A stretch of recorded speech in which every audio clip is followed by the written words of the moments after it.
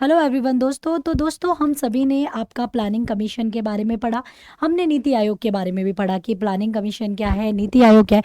तो ये सारी चीज़ें हम लोगों ने ऑलरेडी डिस्कस कर चुके हैं। ठीक है कि प्लानिंग कमीशन क्या है, नीति आयोग क्या है, तो ये चीज़ें डिस्कस कर चुके हैं। तो गाइस एक बार ये भी जानना तो बहुत ज़्यादा ज़रूरी है ना कि प्लानिंग कमीशन और नीति आयोग में डिफरेंस क्या होता है, इनके मेन डिफरेंसेस क्या है। तो ये एक बार अगर हम जान लेंगे ना तो हमारा मुझे ऐसा लगेगा कि मैंने आपको एक्चुअली कंप्लीट चीज़ें सब बता ही दिए हैं। ठीक है, तो इनके बारे में एक बार जान ही लेते हैं कि प्लानिंग कमीशन होता क्या है, नीति आयोग क्या होता है। तो ठीक है, इससे क्या होगा कि आपको एक बार छोटी छोटी चीज़ें, जितने भी छोटे मोटे डाउट्स हैं वो सारे क्लियर हो जाएंगे। ठीक है, तो चलिए एक बार देख लेते हैं।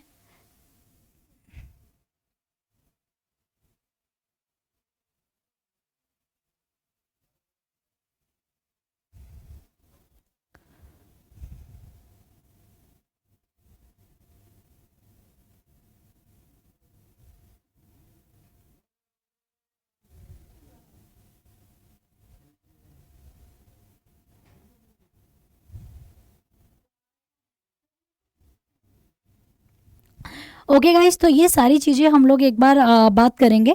ठीक है, तो यहाँ पर हमें चीज़ें देखनी है। तो मैं आपको बताने वाली हूँ आपका डिफरेंस बिटवीन, ठीक है याद रखिएगा, आपका difference between NITI Aayog and planning commission. ठीक है, याद रखिएगा, एंड प्लानिंग कमीशन, कि इन दोनों में डिफरेंस क्या होते हैं, नीति आयोग में और प्लानिंग कमीशन में दोनों में डिफरेंसेस क्या होते हैं। तो ये सारी चीज़ें हम लोग आज की क्लास में देखने वाले हैं कि इनके डिफरेंसेस हम लोग बेसिकली पढ़ेंगे। तो चलिए स्टार्ट करते हैं, difference between NITI Aayog and planning commission. तो इसके अंदर हमें एक एक करके डिफरेंसेस को जानना रहेगा। ठीक है, तो मैं यहाँ से स्टार्ट कर रही हूँ आपके डिफरेंसेस से। तो सबसे पहले ना यहाँ पे जो मैं बात करूँगी, मैं नीति आयोग की बात करूँगी, कि यहाँ पर जितनी भी चीज़ें बताऊँगी मैं नीति आयोग के बारे में बताऊँगी, बट यहाँ पर मैं बात करूँगी प्लानिंग कमीशन की। ठीक है, तो इनके main departments, main reasons actually क्या हैं। ठीक है, तो ये सारी चीज़ें हम लोग इसके अंदर जानेंगे। ठीक है, तो गाइस सबसे पहले यहाँ पे बात आती है आपका नीति आयोग की। नीति आयोग क्या होता है, मैंने बताया था नीति आयोग एक एडवाइजरी बॉडी है। क्या करने का काम करती है नीति आयोग? एक एडवाइजरी बॉडी है। ठीक है, तो मैंने आपको बताया था कि एडवाइजरी बॉडी है, एडवाइस देने का काम करेगी। ठीक है, तो नीति आयोग क्या है? एक एडवाइजरी बॉडी है, सलाहकार निकाय है और सलाह देने का काम करता है। पर लेकिन बच्चों, मैंने आपको जब पढ़ाया नीति आयोग और प्लानिंग कमीशन, तो मैंने कहा था कि नीति आयोग के कॉन्स्टिट्यूशनली वैल्यू उतने नहीं हैं जितने प्लानिंग कमीशन के थे। प्लानिंग कमीशन के कॉन्स्टिट्यूशनली वैल्यू बहुत ज़्यादा थे, पर नीति आयोग के कॉन्स्टिट्यूशनल वैल्यूज़ उतने ज़्यादा नहीं हैं जितने आपके नीति आयोग का, जितने प्लानिंग कमीशन के थे। क्योंकि प्लानिंग कमीशन जो था ना बच्चे, ये प्लानिंग कमीशन एक्चुअली वर्क करता था एनडीसी के ऊपर। एनडीसी के साथ मिलकर, एनडीसी थी नेशनल डेवलपमेंट काउंसिल, जिसके खुद के चेयरपर्सन होते हैं ना, प्राइम मिनिस्टर होते हैं। तो मैंने आपको जब प्लानिंग कमीशन भी बताया तो वहाँ पे ये भी बताया कि जो प्लानिंग कमीशन है ये एक्स्ट्रा कॉन्स्टिट्यूशनल बॉडी है। याद रखिएगा, ये हमेशा याद रखिएगा, extra constitutional body. Constitutional bodies वो बॉडी होती हैं जो कॉन्स्टिट्यूशन में मेंशन होती हैं। तो ये आपका एक्स्ट्रा कॉन्स्टिट्यूशनल बॉडी हो गई, बल्कि ये एक एडवाइजरी बॉडी है। क्योंकि ये एडवाइजरी बॉडी है, इसीलिए इसे गवर्नमेंट ऑफ इंडिया का थिंक थिंक टैंक भी कहते हैं। याद रखिएगा, इसको आप think tank of government of India भी कहते हैं। ठीक है, तो गवर्नमेंट ऑफ इंडिया के थिंक टैंक के रूप में भी काम करता है। You can say think tank of government of India. ये सरकार का थिंक टैंक है, उसके सोचने एवं विचार करने की क्षमता है। कौन? कौन है सोचने और समझने की क्षमता? नीति आयोग। तो नीति आयोग उसके लिए थिंक टैंक के रूप में बेसिकली काम करता है। ठीक है, ठीक है, तो यहाँ पे याद रखिएगा, यहाँ पर आपका एक्सपर्टीज होते हैं, स्पेशल इन्विटीज होते हैं, स्पेशल इन्विटीज भी होते हैं इसके अंदर। स्पेशल इन्विटीज क्या होते हैं? जिन्हें आप एक्सपर्ट कहते हैं। क्या कहते हैं? जिन्हें आप एक्सपर्ट्स कहते हैं। ठीक है, अलग अलग फील्ड से मैंने बहुत सारे एक्सपर्ट्स के नाम बताए थे ना। एक तो मैंने मतलब अश्विनी वैष्णव, ठीक है, और क्या बताया था, इंद्रजीत राव, ठीक है, नितिन गडकरी, पीयूष गोयल। तो ये सब एक्सपर्टीज है जो एक्सपर्ट राय देते हैं। यहाँ पर एक्सपर्टीज होते थे पर वेरी लिमिटेड। ठीक है, यहाँ पर एक्सपर्टीज जरूर होते थे पर वेरी लिमिटेड एक्सपर्टीज होते थे। एक हो जाएगा, दो हो जाएगा, तीन हो जाएगा, बस इतने ही होते थे, बाकी बेसिकली नहीं होते। तो यहाँ पर स्पेशल इन्विटीज होते हैं, यानी कि जिन्हें आप एक्सपर्टीज कहते हैं, पर वहाँ पर बेसिकली नहीं होते थे। ठीक है, तो यहाँ पे याद रखिएगा, स्टेट गवर्नमेंट, इसमें क्या होता है, state government play more efficient role more efficient role, ठीक है, more efficient role as compared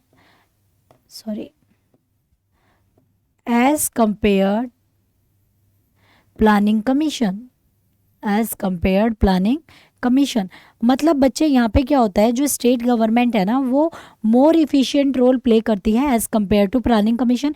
planning commission में देखिए स्टेट गवर्नमेंट जो है ना, स्टेट गवर्नमेंट का इतना ज़्यादा रोल नहीं होता था, पर नीति आयोग में स्टेट गवर्नमेंट का रोल होता है, क्योंकि मैंने आपको नीति आयोग पढ़ाया ना, तो उसमें मैं बता दूँ इसमें बहुत रोल होता है। इसमें तो नीति आयोग ने स्टेट गवर्नमेंट के लिए पूरी स्टेट गवर्निंग काउंसिल बनाई हुई है। क्या बनाई हुई है?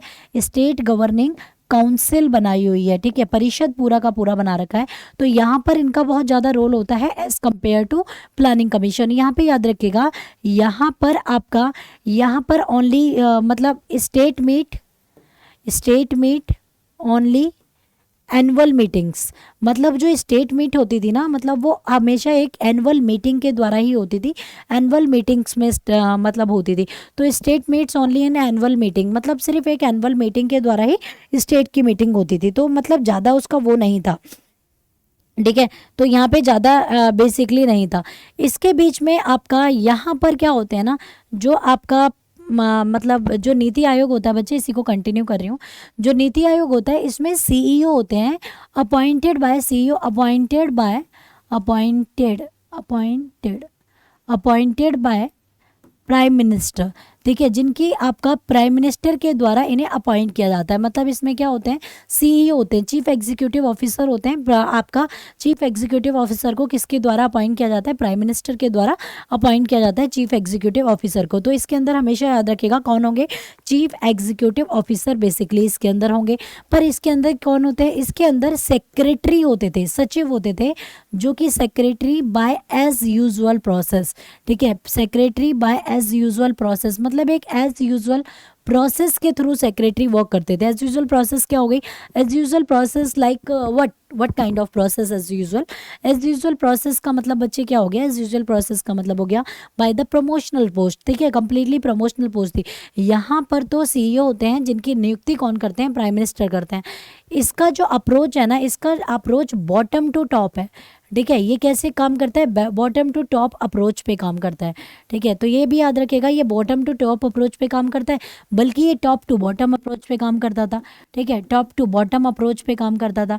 मतलब कहने का मेरा ये है, ठीक है, याद रखिएगा, ये आपका किस पे काम करता है? ये आपका टॉप टू मतलब बॉटम टू टॉप अप्रोच पे काम करता है, बल्कि ये टॉप टू बॉटम अप्रोच पे काम करता है। मतलब यहाँ पे जो नीचे वाले मेंबर्स हैं, जो नीचे के यानी कि फुल टाइम मेंबर वगैरह वगैरह जो हैं, जो नीचे वाले मेंबर्स हैं, उनको ज़्यादा तवज्जो दी जाती है और बाकी वही रूल रेगुलेशन बनाते हैं, आगे चल के उधर वो अप्रूवल देते हैं टॉप मैनेजमेंट वाले, ठीक है। तो यहाँ पर आपका जो था, यहाँ पे टॉप मैनेजमेंट ही सब कुछ करता था, ठीक है। ये डिफरेंस इसमें सबसे बड़ा है, ठीक है। इसके बाद यहाँ पे आपका जो था ये ये maximum governance and minimum government पे बेस था। याद रखिएगा, maximum governance and minimum government पर बेसिकली ये बेस था, ठीक है, बेस्ड। मतलब जो इसका एक वर्क प्रोसेस है ना, वो मैक्सिमम गवर्नेंस, शासन ज़्यादा हो पर लेकिन जो सुशासन है मतलब सुशासन ज़्यादा हो पर सरकार कम हो, ठीक है। मतलब सरकार को, मतलब ऐसा नहीं है कि सरकार को इन्वॉल्व नहीं करता है, इसका मतलब ये, मतलब कि यहाँ पे रूढ़िवादिता बहुत ज़्यादा कम है। मतलब इनके जो रूल्स डिसीजंस हैं उनमें क्या है कि आपका जो गवर्नेंस की वैल्यू बहुत ज़्यादा बढ़ जाती है। पर लेकिन अगर यहाँ मैं प्लानिंग कमीशन की बात करूँ, यहाँ पर आपका मैक्सिमम गवर्नमेंट थी, ठीक है, maximum government and minimum governance, ठीक है, ये याद रखिएगा, मिनिमम गवर्नेंस, ये इसका एक बड़ा डिफरेंस है, मिनिमम गवर्नेंस, ठीक है। तो ये बेसिकली इसका एक बड़ा डिफरेंस बन जाता है। इसके बाद आपका क्या है? इसके बाद आपका और क्या डिफरेंसेस थे? यहाँ पर फुल टाइम मेंबर, जो पूर्णकालिक सदस्यों की संख्या होती है, फुल टाइम मेंबर, याद रखिएगा, full time member fewer than planning commission, मतलब आपका जो है इसका बेसिकली ये बच्चों याद रखिएगा कि यहाँ पर जो फुल टाइम मेंबर होते हैं ना वो फ्यूअर होते हैं, मतलब प्लानिंग कमीशन के कंपेयर में कम होते हैं।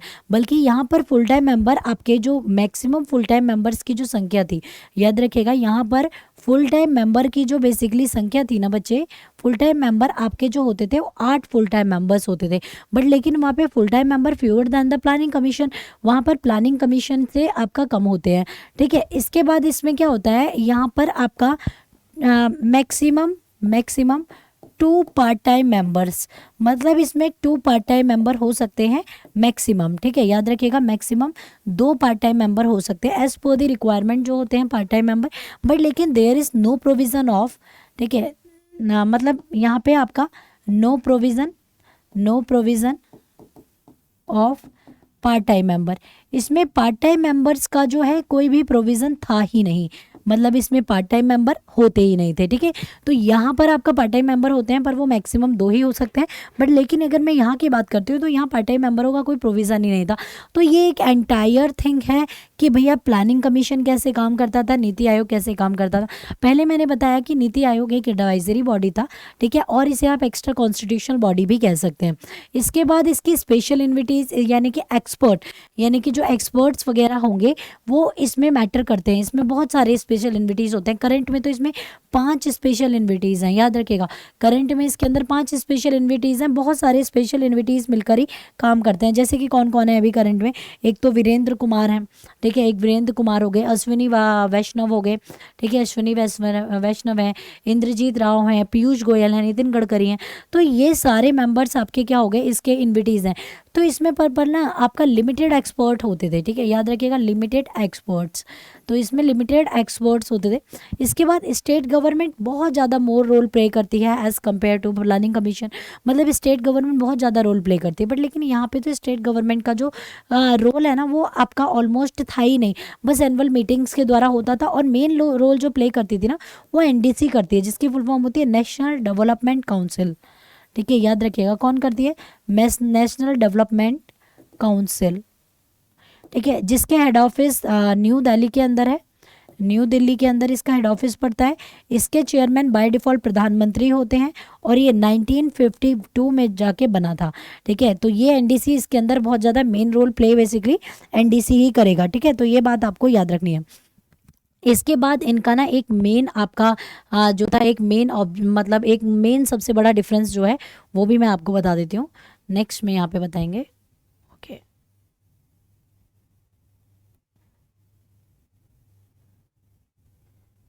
ठीक है, इसका एक मेन डिफरेंस क्या है बच्चों, वो मेन डिफरेंस क्या है कि नीति आयोग में ना, पहले प्लानिंग कमीशन की बताती हूँ। प्लानिंग कमीशन का मेन काम था फंड एलोकेशन, याद रखिएगा fund allocation between state and ministries.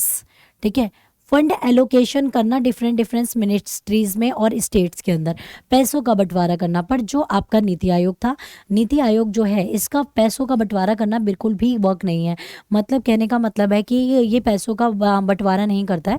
तो क्योंकि भाई अभी इसके कॉन्स्टिट्यूशनली वैल्यूज कम हो गए हैं तो पैसों का बंटवारा नहीं करेगा। तो अब फंड एलोकेशन का करंट में जो ना फंड एलोकेशन का वर्क है, यानी कि पैसे का बंटवारा करने का जो फंड एलोकेशन करेगा, अब वो कौन करेगा, तो वो आपका मिनिस्ट्री ऑफ फाइनेंस के अंदर आता है। याद रखिएगा मिनिस्ट्री ऑफ फाइनेंस।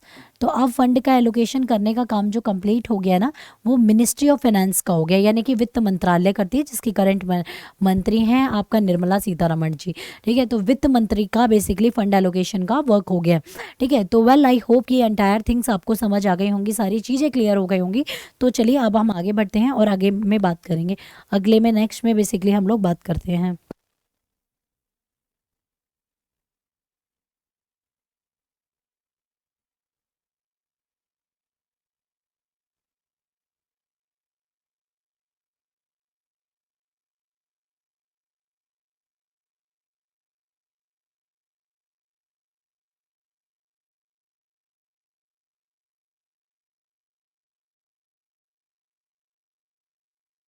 तो आई थिंक ये बात आपको क्लियर हो गई होगी। तो फंड एलोकेशन करना भी इनका मेन काम में से है, पर लेकिन fund allocation ministry of finance करती है, ठीक है। तो ये बात आपको याद रखनी है। करंट में कौन, मतलब पहले कौन करता था, पहले आपका प्लानिंग कमीशन करता था। इसके बाद प्लानिंग कमीशन में 5 ईयर प्लान्स होते थे, ये तो पता ही है आपको, 5 ईयर प्लान। और आपका लास्ट 5 ईयर प्लान जो था वो 2012 से 2017 तक चला था, ये लास्ट और 12th 5 ईयर प्लान था, ठीक है, लास्ट था। 12th 5 ईयर प्लान ये लास्ट था, ठीक है। तो इसके अंदर आपका ये आपका करंट पॉलिसीज़ पे वर्क करता है, पॉलिसी फ्रेमवर्क पे वर्क करता है, ठीक है, करंट पॉलिसी फ्रेमवर्क पे वर्क करता है, ठीक है। इसका एक मेन आपका जो एक प्रोग्राम है वो है ग्रैंड इनोवेशन चैलेंज, याद रखिएगा, मेन, जिसके तहत नई नई जो प्रतिभाएं हैं, नए नए नवाचार वगैरह वगैरह है, उसको प्रमोट करना है। तो ग्रैंड इनोवेशन चैलेंज पे वर्क करता है ये, ठीक है। तो ग्रैंड इनोवेशन चैलेंज के ऊपर ये वर्क करता है। पहली बार ग्रैंड इनोवेशन चैलेंज का अवार्ड भी दिया गया था बच्चों, और वो अवार्ड सबसे पहली बार जो ग्रैंड इनोवेशन चैलेंज का दिया गया था ना, वो आपका तमिलनाडु के विरुद्धनगर को दिया था। तमिलनाडु के विरुधुनगर को दिया था, तमिलनाडु के विरुधुनगर को पहला ये अवार्ड दिया गया था ग्रैंड इनोवेशन चैलेंज का। तो बेसिकली आई थिंक ये आपको सारी चीज़ें क्लियर हो गई हैं, सारी चीज़ें पता लग गई हैं। अब मैं आगे बढ़ती हूँ और आगे मैं बात करूँगी। तो बच्चों ये था आपका एंटायर कि भैया जो प्लानिंग कमीशन है और नीति आयोग है वो किस तरीके से काम करता है। देखो डिफरेंस कुछ नहीं है, डिफरेंस बस इतना है इन दोनों के अंदर कि ये चीज़ आपको याद रखनी है कि दोनों का प्लान क्या थे। दोनों के प्लान बस ये थे कि ये आपका आने वाले 5 सालों को पूरी तरह से पहले ही डिटरमाइन कर देता था कि भैया 5 साल में ये करना है। नीति आयोग का विज़न थोड़ा सा अलग है। नीति आयोग कहता है कि टाइम आपका अनसर्टेन है, कभी भी कुछ हो सकता है। देखो जैसे डिमोनेटाइजेशन बीच में ही हो गया, तो डिमोनेटाइजेशन की वजह से लास्ट 5 ईयर प्लान पूरा ख़राब हो गया। तो बीच में अगर कुछ कर दिया जाता है ना, तो जो लास्ट टाइम की प्लानिंग्स होती हैं वो कम्प्लीटली ख़त्म हो जाती हैं, ख़राब हो जाती हैं, ठीक है। तो वो प्लानिंग्स आपकी क्या हो जाती हैं, ख़राब हो जाती हैं।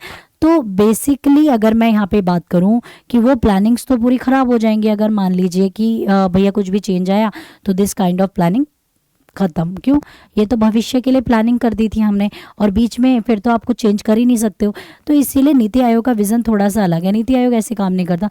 नीति आयोग कहता है कि बीच में जितने चेंजेस करने हैं आप करिए, ठीक है, जितने चेंजेस आप करने हैं आप करिए, ठीक है। ये कुछ ऐसी 5 साल की 10 साल की पॉलिसीज़ नहीं बनाता, पर लेकिन हाँ इसका एक विज़न है 3, 7 और 15 का, मतलब 3 साल में कोई भी चीज़ प्रिपेयर करना, 7 साल में उसके ऊपर वर्क करना, और 15 साल तक उसका कंप्लीट विज़न लोगों को दिखा देना। तो इसका ये कंप्लीट एजेंडा है कि इस तरीके से एक एंटायर कंट्री के अंदर वर्क करना है, ठीक है। ये बेसिकली एजेंडा रहा है आपका किसका, प्लानिंग कमी नीति आयोग का। और नीति आयोग को जो अभी है ना, ये बस एडवाइस करता है। कॉन्स्टिट्यूशनली इसके वैल्यू थोड़े से कम है। अभी एडवाइस करता है, लेनी है एडवाइस तो लीजिए, नहीं लेनी तो भैया तुम्हारी मर्जी है, ठीक है। तो ये एडवाइस करने का काम करेगा, पर लेकिन अगर आपको एडवाइस नहीं लेनी तो आप ना भी लेंगे तो इसको उससे कोई दिक्कत नहीं है, ठीक है। तो ये बेसिकली सिर्फ अब एडवाइस देने का काम करता है, ठीक है। पर लेकिन नीति आयोग ने देश के अंदर बहुत बड़े बड़े फैसले भी लिए हैं जिसको गवर्नमेंट ने एक्सेप्ट किया है। जैसे कि 2016 आप सभी को पता है कि हमारा पहले यूनियन बजट यानी कि जो एक सेंट्रल बजट आता है वो अलग आता था और रेलवे बजट अलग आता था। पर लेकिन गवर्नमेंट के साथ मिलकर नीति आयोग ने क्या किया, यूनियन बजट को सेपरेट कर दिया और पहले अलग अलग आते थे, यूनियन बजट अलग आता था, रेलवे बजट अलग आता था। अब करंट में क्या हो गया कि यूनियन बजट और रेलवे बजट को दोनों को आपस में मिला दिया।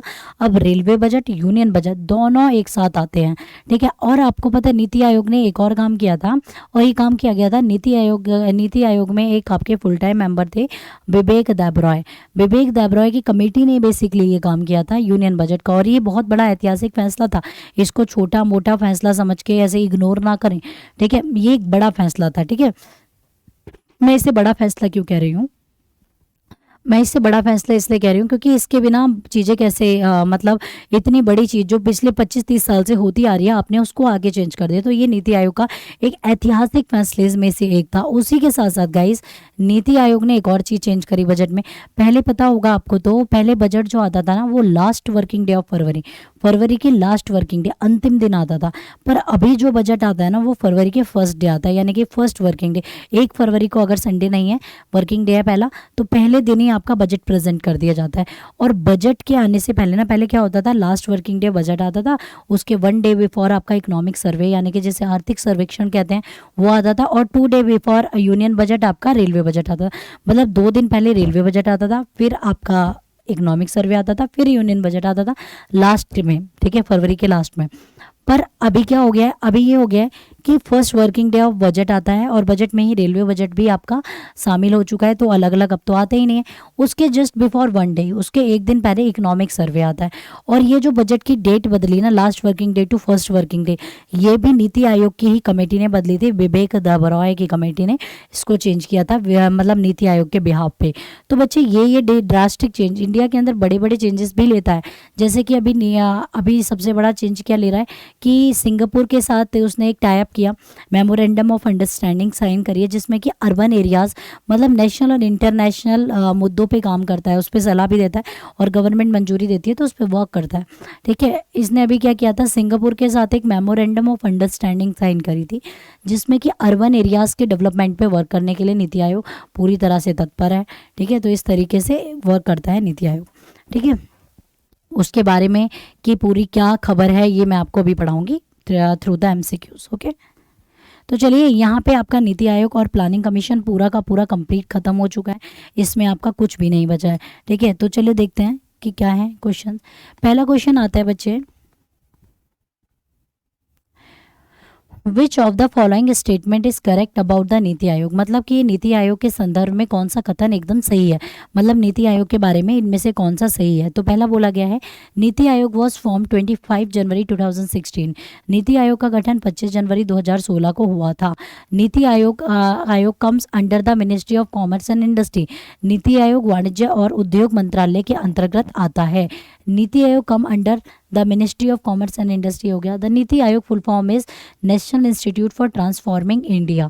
नीति आयोग का पूर्ण जो रूप है उसकी फुल फॉर्म है national institute for transforming India. The नीति Aayog is a policy think tank of government of India. NITI आयोग भारत सरकार का नीतिगत थिंक टैंक है, मतलब गवर्नमेंट ऑफ इंडिया का। तो इसमें एक ऑप्शन और जोड़ लेंगे, दैट इज ई, आपका C&D। ठीक है गाइस, तो चलो देखते हैं कि कौन सा सही है कौन सा गलत है। तो पहला आता है, नीति आयोग इज फॉर्म्ड 25 जनवरी। तो यहाँ पे बोला गया इनमें से कौन सा स्टेटमेंट करेक्ट है। तो पहला बोला गया है कि नीति आयोग जो फॉर्म्ड हुआ है ना, वो हुआ है आपका 25 जनवरी 2016 को, बल्कि नीति आयोग जो फॉर्म्ड हुआ है वो 1 जनवरी 2015 को हुआ है। तो पहला तो गलत हो गया। इसके बाद NITI Aayog come under the ministry of commerce. NITI Aayog ministry of commerce के अंदर नहीं आता। नीति आयोग एक एडवाइजरी बॉडी है, एडवाइस करने का काम करती है, और वो भी किसको, गवर्नमेंट ऑफ इंडिया को। तो दूसरा भी गलत हो गया। तीसरा, फुल फॉर्म ऑफ नीति आयोग डेफिनेटली करेक्ट है, national institute for transforming India, ये फुल फॉर्म होती है नीति आयोग की। दूसरा, नीति आयोग इस policy think tank of government of India, ये दोनों ही सही हैं। तो मेरा करेक्ट आंसर हो जाएगा ई। ठीक है, तो ई इज एब्सोल्युटली करेक्ट।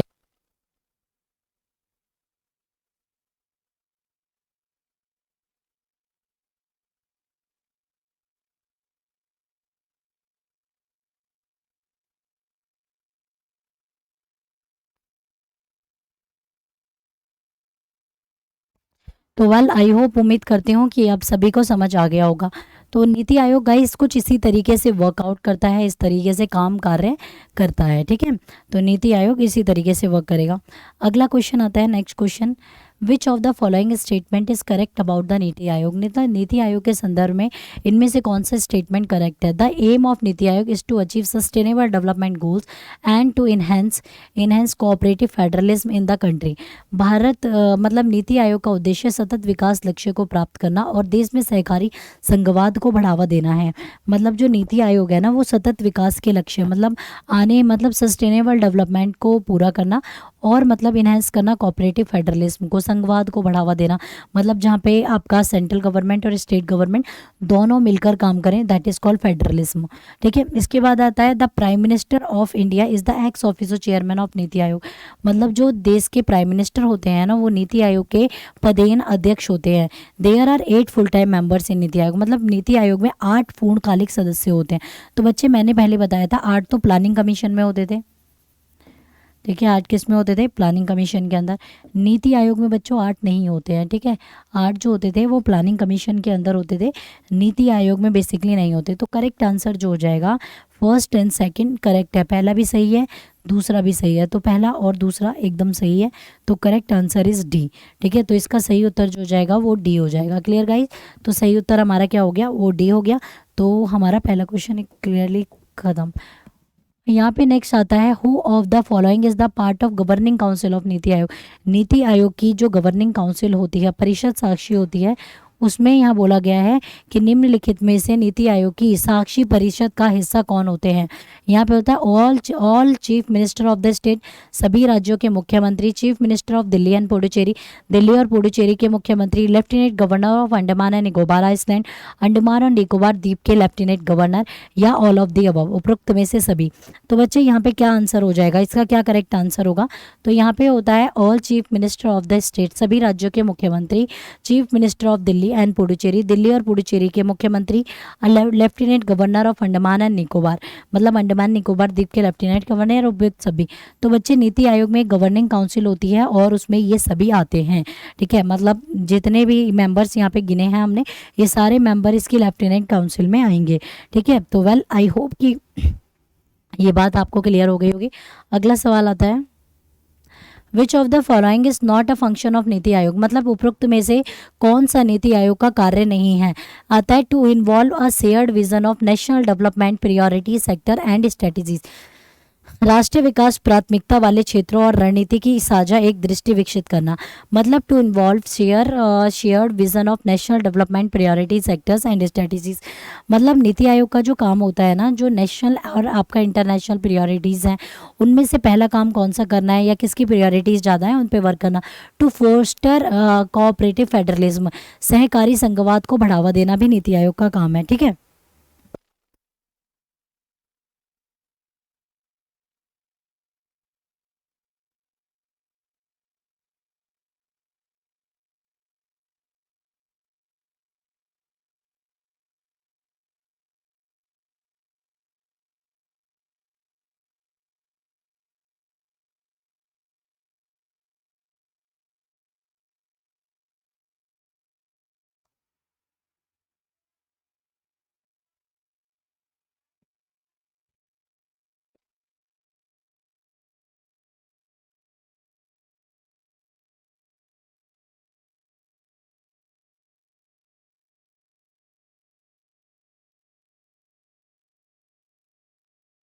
तो वेल आई होप गाइस कि आपको ये बात समझ आ गई होगी कि which of the following is not the function of NITI Aayog.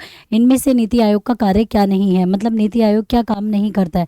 ठीक है, तो यहाँ पे आता है to involve a shared vision of national development priority sectors and strategies, मतलब राष्ट्रीय विकास प्राथमिकता वाले क्षेत्रों और रणनीति की एक साझा दृष्टि विकसित करने के लिए, मतलब जितनी भी नेशनल प्रायोरिटीज़ होती हैं, नेशनल प्रायोरिटीज़ क्या होती हैं, कहाँ पर सबसे ज़्यादा काम करना है, that is national priority. To foster cooperative federalism, सहकारी संघवाद को बढ़ावा देने के लिए।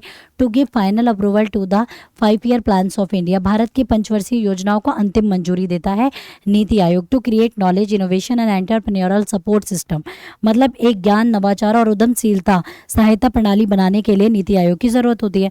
तो बच्चों देखो, जितनी भी नेशनल प्रायोरिटीज़ की चीज़ें होती हैं, जिनमें प्रायोरिटी देना बहुत ज़्यादा ज़रूरी है, तो नीति आयोग देता है उसमें।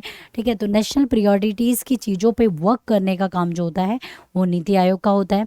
ठीक है, इसके बाद टू फोस्टर कोऑपरेटिव फेडरलिज्म, सहकारी संघवाद को बढ़ावा देता है नीति आयोग। याद रखिएगा, सहकारी संघवाद मतलब कि जितना भी आपको क्या क्या मतलब कहने का मतलब है, स्टेट गवर्नमेंट और सेंट्रल गवर्नमेंट कैसे रह के, कहाँ पे रह के वर्क करेंगी, तो इसको बढ़ावा देने का काम क्या करेगा, नीति आयोग। तो दैट इज़ ऑल्सो करेक्ट, वहाँ पे बोला गया नॉट करेक्ट। ठीक है, तो ये भी सही है।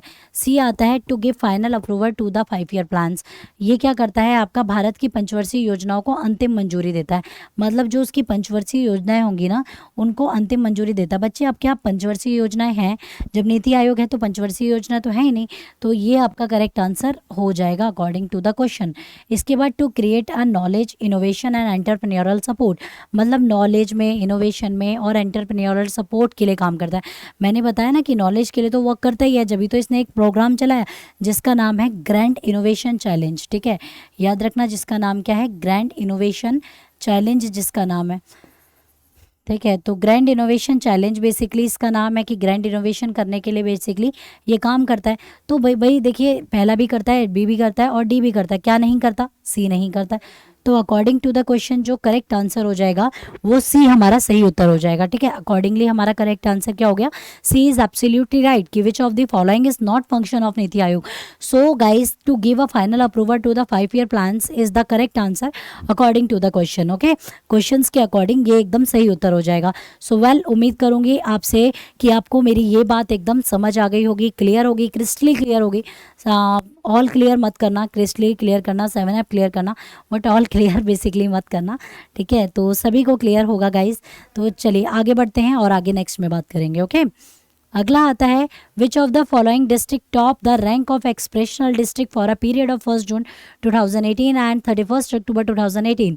मतलब निम्नलिखित में से कौन सा जिला 1 जून 2018 और 31 अक्टूबर 2018 की अवधि के लिए आकांक्षी जिलों की रैंक में सबसे ऊपर था? मतलब एक्सप्रेशनल डिस्ट्रिक्ट जो रहा है सबसे ज़्यादा, तो विरुधुनगर तमिलनाडु, मेवात हरियाणा, पाकुर झारखंड और हिलाकांडी असम। ठीक है, तो ये बेसिकली एक्सप्रेशनल डिस्ट्रिक्ट, मैंने कहा था ना, नीति आयोग ने अपना एक प्रोग्राम चलाया था गवर्नमेंट ऑफ इंडिया के साथ मिलकर, grand innovation challenge in India.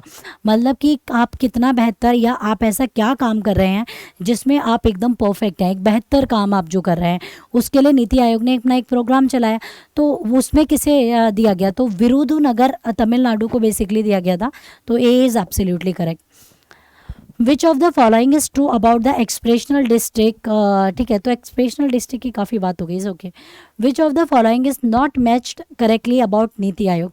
मतलब नीति आयोग में कौन सा सही सुमिलित नहीं है, मतलब गलत मिलान है। तो आपका आता है, आपका नीति आयोग का हेड ऑफिस दिल्ली के अंदर है, नरेंद्र मोदी जी इसमें चेयरमैन है, parent agency government of India है। नीति आयोग ने रिप्लेस किया है नेशनल डेवलपमेंट काउंसिल को। तो देख के ही समझ आ रहा है कि क्या करेक्ट आंसर होगा गाइज। बिल्कुल सही है, नीति आयोग का हेड ऑफिस नई दिल्ली में, that is correct. Narendra Modi ji chairman है, parent agency government of India. NITI Aayog ने रिप्लेस नेशनल डेवलपमेंट काउंसिल को नहीं किया। नेशनल डेवलपमेंट काउंसिल तो ये अपने आप में एक बहुत बड़ी बॉडी है जिसके chairman by default prime minister Narendra Modi ji हैं। ठीक है, और होते ही उसके प्राइम मिनिस्टर हैं। तो यहाँ पे आता है नीति आयोग ने रिप्लेस जो किया है गाइस, याद रखिएगा, वो आपको किया है प्लानिंग कमीशन को, यानी कि योजना आयोग को उसने रिप्लेस किया है। तो ये बात याद रखिएगा, जो रिप्लेस किया है वो आपका किसको किया है? वो प्लानिंग कमीशन को बेसिकली रिप्लेस किया है। सो वेल, आई होप कि मेरी बात आपको यहाँ पे क्लियरली समझ आ गई कि नीति आयोग ने जो रिप्लेस किया वो प्लानिंग कमीशन को किया है। ठीक है, तो ये सभी को क्लियर होगा। वेल, उम्मीद करती हूँ आपसे कि ये क्लियर होंगी चीज़ें। ओके, सो आगे बढ़ेंगे और नेक्स्ट क्वेश्चन में हम लोग आगे मूव आउट करेंगे कि अगला हमारा क्वेश्चन क्या है। ठीक है, तो ये सभी को क्लियर है, सभी को एकदम मतलब क्रिस्टली क्लियर होना चाहिए ये बात, क्योंकि इंपॉर्टेंट भी है और क्लियर भी होनी चाहिए। अगला आता है next, which of the following is true regarding committee to examine and promote the use of digital payment system constituted by NITI Aayog. NITI Aayog द्वारा गठित डिजिटल भुगतान प्रणाली के उपयोग की जांच करने और उसे बढ़ावा देने के लिए समिति के संबंध में निम्नलिखित में से कौन सा सही है? मतलब बोला गया है कि आपका नीति आयोग की कमेटी को कौन एकदम सही है इसमें। It consist the chief minister of all state and union territory. मतलब ये सभी स्टेट के, यूनियन टेरिटरी के चीफ मिनिस्टर को इन्वॉल्व करता है। तो the committee will also include vice chairman. NITI Aayog committee में वाइस चेयरमैन भी। तो बच्चे बोथ करेक्ट है। Which of the following are function of NITI Aayog. मतलब इसमें से नीति आयोग का इनमें से क्या काम है? ठीक है, तो नीति आयोग का फंक्शन पूछा गया है। फॉस्टर कोऑपरेटिव फेडरलिज्म, मतलब फेडरलिज्म को, संघवाद को बढ़ावा देना। ठीक है, तो फॉस्टर कोऑपरेटिव फेडरलिज्म। इसके बाद platform for resolution of inter sectoral and inter departmental issues. मतलब यहाँ बोला गया है अंतर क्षेत्रीय और अंतर विभागीय मुद्दों के समाधान के लिए एक मंच है। Instrument to bring outside idea into policy making. मतलब बाहरी विचारों को नीति निर्माण में लाने के लिए एक समाधान है। मतलब कि नीति आयोग जो काम करता है ना गाइस, वो कुछ इस तरीके से करता है कि इंटरसेक्टरल, पहला बोला गया है आपका forecasting cooperative federalism. What do you mean by cooperative federalism? Cooperative federalism where the state and central government coexist. ठीक है, जहाँ पे सेंट्रल गवर्नमेंट और आपका स्टेट गवर्नमेंट को एग्जिस्ट करेंगी, वो आपका फेडरलिज्म मतलब कॉर्पोरेटिव फेडरलिज्म है, ठीक है, platform to resolution of this inter sector inter departmental issues, ठीक है, तो ये सारा ही है। Instrument of outside idea into the policy making, तो ये सब करने का काम करता है, इसीलिए all of the above that is correct answer according to the question, ठीक है। उम्मीद करती हूँ दोस्तों नीति आयोग के सभी क्वेश्चंस और आपके प्लानिंग कमीशन नीति आयोग आपको समझ आया होगा, क्योंकि इसमें हमने बहुत ही डिटेल में और धीरे धीरे एक एक चीज़ें करके सारी बात ऑलरेडी हमने की है। तो मुझे उम्मीद है पूरी कि आप लोगों को ये सारी चीज़ें क्लियर हो गई होंगी। ओके गाइस, तो ये सारी चीज़ें आप सभी को क्लियर हो गई होंगी। सो आगे बढ़ते हैं, अगला क्वेश्चन आता है, which of the following are function of NITI Aayog, मतलब उपरोक्त में से कौन सा नीति आयोग का काम है, to formulate credible plan at the village level, ग्राम स्तर पर विश्वसनीय योजनाएं तैयार करना, मतलब जो ग्राम स्तर होता है उस पर विश्वसनीय योजनाओं को, क्रेडिबल आपका योजनाओं को तैयार करना, partnership with national and international think tanks, राष्ट्रीय और अंतर्राष्ट्रीय थिंक टैंक के साथ साझेदारी मतलब पार्टनरशिप।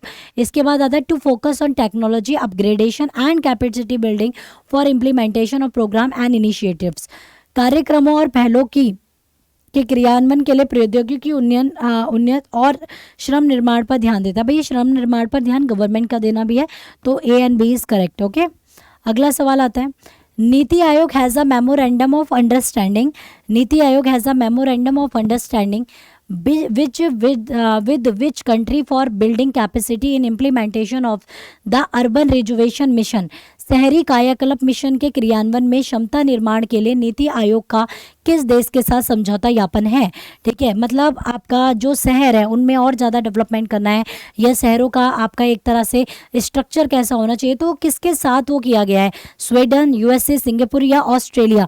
तो गाइस यहाँ पर आप देख रहे हो आंसर इज सिंगापुर, सिंगापुर के साथ बेसिकली किया गया है, बिकॉज सिंगापुर, यहाँ पर मैं बता दूँ इन सभी में एक ही चीज़ लिखी हुई है कि भाई उसका अर्बन एरियाज़ के डेवलपमेंट के लिए, ठीक है, उसके अलग अलग प्रकार से चीज़ों को, लोकल बॉडीज़ को और ज़्यादा बेहतर बनाने के लिए ये सारी चीज़ें सिंगापुर के साथ मिलकर बेसिकली करी जा रही हैं, नीति आयोग ने उसके साथ वो किया है। इसके बाद यहाँ पे the year long programme would comprise the of the series of highly interactive workshop and advisory session and focus on Singapore and international best practice in areas और urban planning and governance, water and waste water management, यहाँ पे बच्चे याद रखिएगा, water and waste water management, solid waste management, ठीक है, solid waste management, bringing the private sectors efficiency, मतलब देखिए जो हमारा मैनेजमेंट है, वाटर मैनेजमेंट कैसे किया जाए, उनको सुव्यवस्थित चीज़ों को कैसे किया जाए, तो इन सभी के लिए हमने क्या किया है, सिंगापुर के साथ मिलकर टाई अप किया है, जिसके साथ ये वर्कआउट होगा, ठीक है, तो ये एग्रीमेंट सिंगापुर के साथ मिलकर क्या है।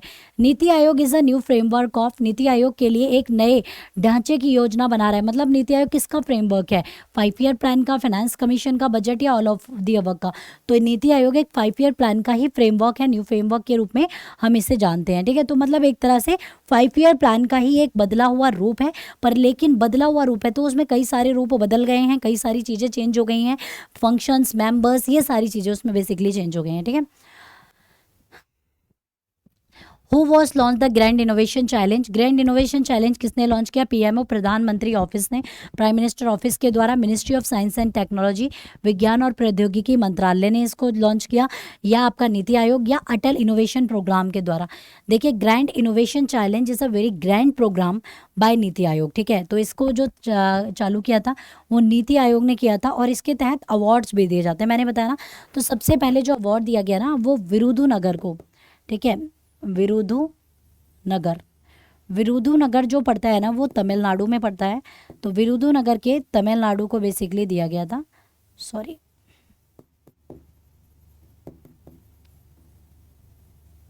ओके गाइस, तो विरुधुनगर के बेसिकली तमिलनाडु को इस अवार्ड से नवाजा गया। Okay, well I hope guys कि आपको मेरी बात समझ आ गई होगी। तो चलिए मैं थोड़ा सा और आगे बढ़ूंगी और अगले में यहाँ पर बात करने वाली हूँ। अगला जो आता है next question, NITI Aayog launch today the first phase of the grand innovation challenge, मतलब नीति आयोग ने जब अपना ग्रैंड इनोवेशन चैलेंज का पहला फेज किया था, टू 6 सिटीजन इनपुट टू की development challenge being facing India, मतलब ग्रैंड इनोवेशन चैलेंज के पहले चरण का शुभारंभ किया, मतलब लोगों को नई नई चुनौती दी कि भैया आप कुछ ऐसा करिए या कुछ ऐसा इनोवेटिव करिए जो पूरी तरह से सबसे अलग हो, ठीक है, तो वो सारा नीति आयोग के अंडर ही आएगा। अगला आता है the grand innovation challenges bring citizen on the my government portal, मतलब आप अपनी एक्टिविटीज़ को, आप अपने न्यू आइडियाज़ को माई गवर्नमेंट पोर्टल पर इन्वॉल्व कर सकते हो, इनबिल्ड कर सकते हो, ठीक है। तो ये बेसिकली इसमें है। The idea is to work together with the state and every citizen as team India to ensure progress, leaving no one behind, किसी को पीछे नहीं छोड़ते हुए प्रगति सुनिश्चित करने के लिए टीम इंडिया के रूप में राज्य और प्रत्येक नागरिक के साथ मिलकर काम करने का विचार किया गया ग्रैंड इनोवेशन प्लान के जरिए, ठीक है गाइस। तो ग्रैंड इनोवेशन प्लान एक्चुअली क्या है, इन्हीं सब चीज़ों को करना। तो गाइस हमने नीति आयोग की बहुत सारी चीज़ें सीखी। हमने पहले सीखा कि योजना आयोग कैसे बना, योजना आयोग ने काम कैसे किया, फिर कितने सारे लॉट्स ऑफ प्लान आए, ठीक है, सर्वोदय प्लान, पीपल्स प्लान, ठीक है, मिशंस आए, ठीक है, तो मिशन आया, ठीक है, बॉम्बे मिशन आया, उसके बाद आपका योजना आयोग आया। योजना आयोग आया, उसने अपनी प्लानिंग्स बनाई, उसकी प्लानिंग्स ने वर्क किया। उसके बाद योजना आयोग जब धीरे धीरे स्लो पड़ रहा था, डिमोनेटाइजेशन हुआ, योजना आयोग का स्लो पड़ रहा था, तो उसको एक नया एक उमंग देने के लिए, नया फेज देने के लिए क्या कर दिया, नीति आयोग बना दिया 1 जनवरी 2015 को। नीति आयोग ने अच्छे से वर्क किया। नीति आयोग अब करेंटली वर्क कर रहा है। तो मैंने बताया कि नीति आयोग क्या है, नीति आयोग के फंक्शंस क्या है, प्लानिंग कमीशन क्या था, नीति आयोग क्या था, दोनों में डिफरेंस क्या है, नीति आयोग में डिफरेंस क्या है, प्लानिंग कमीशन में। तो ये सारी चीज़ें हम ऑलमोस्ट कर चुके हैं। तो अभी के लिए गाइस ये कंप्लीट चैप्टर आपका हो चुका है। तो वेल उम्मीद करूँगी कि ये सब आपको समझ आ गया होगा।